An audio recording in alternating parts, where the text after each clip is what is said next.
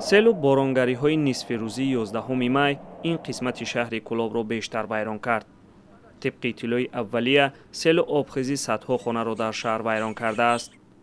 اما ساکنان آسیب دیده در کلاب شکایت دارند که با گذشت 2 هفته بعضی خانواده های از سیل ضرر دیده هیچ کمک برای ساختمان خانه ها دریافت نکرده اند. خانواده سیدعلی عبداللهیف بعد دریافت نکردن کمک خودش دست به کار شد. مقامات اومدن گفتن که زندگی ختم میشود. بگیرین زندگی تمام برو. محله نانوایی پایان آبخیزی به چند خانه این محله آسیب رسانده است.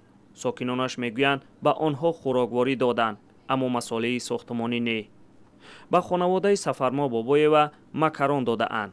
میگوید که کمک ها کافی نیستند. مرا آمده پامش دادن و بلکه مکرانی پوسیدگی های مغازه تو بیرون ببرو مترایشون میتو مکرانه ما همو پاموش روزی نیستم من یکی مرا بتا آمده سمنتی که خونه بچم اساس کنم سمنتم بتا چون بتا تختم بتا دیوالم پاک زگشتای. برخی از ساکنان آسیب دیده میگویند تقسیم کمک برای بازسازی خانه ها غیر منصفانه است. امیرعلی سفروف ساکن محله نانوایی پایان میگوید که خودش رفته اعضای کمیسیای ارزیابی ضررها را به خانه اش آورد ولی گفتند که احتیاج به کمک ندارد.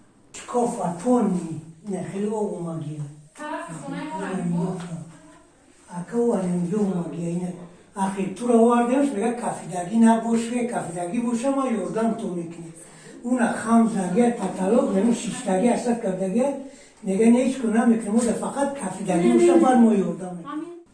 آثار سیل از خانه حبیبه طلویeva هنوز نرفته است. او حتی پس از 2 هفته به منزلش برنگشته است.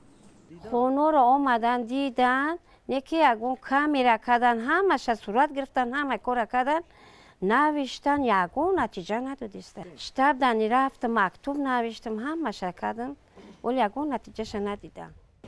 از سیلخیزی ها 2 هفته سپری شد و بنا به ارزیابی های مقامات که هنوز انجام نیافته است تقریبا 600 خانواده بر اثر سیل آسیب دیده و به کمک محتاج شده اند. محمود جان رحمتزاده، رادیو آزادی، کلاب.